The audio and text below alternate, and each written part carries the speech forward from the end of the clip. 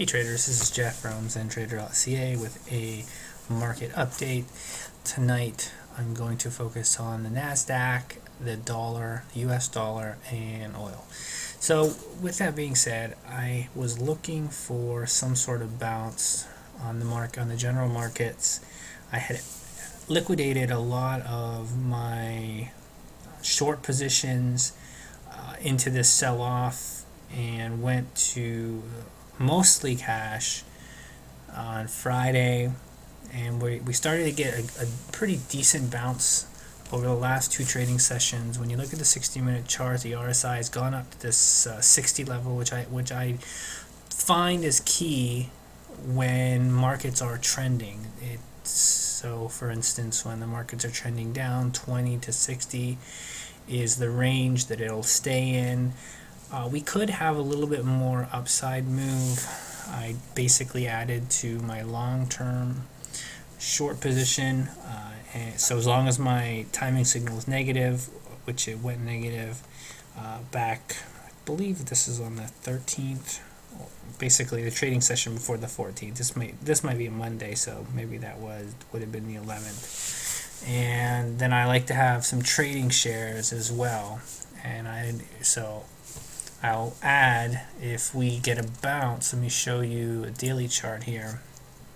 We could maybe bounce a little bit higher. You can see this is a pretty significant area of resistance here. Basically it touched here, resistance, provides support here. A little bit of temporary support here before it came down, nearly down to the 200-day moving average, and then we bounced for two sessions, and we couldn't even sustain a second close on the positive. Which is pretty telling. The three-line chart of the Nasdaq remains a red candle with the tricks pointing down. This is very bearish. So with that being said, let's go back to the 60-minute chart. I'll add on any more intraday strength, and as long as we stay under this 70 level, which I think we will. The futures are down moderately right now.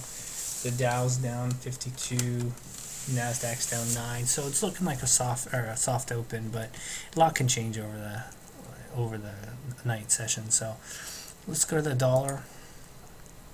You can see that we're trending. We have a nice channel going up. We are at resistance, so this is significant, because if we can break through here, then I suspect that the markets are going to continue to sell off. You can see here that 60 has proven to be resistance, so the dollar hasn't mustered enough strength to really get into that overbought territory, which some of the really big moves come out of, like for example here as well. But we're testing an area that has been tested quite a few times, and so that weakens it. And this could be the time that it breaks through. I mean, this is a pretty decent looking channel that we've got here, so I would watch the RSI. It's at 62 now. Let's see if we can get up to 68, 70. This could really start to gain some steam, and if it does, then like I said, that's going to keep the markets under pressure.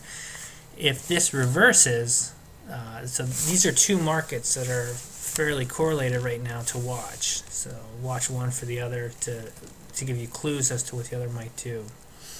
The other market I just wanted to glance at was oil.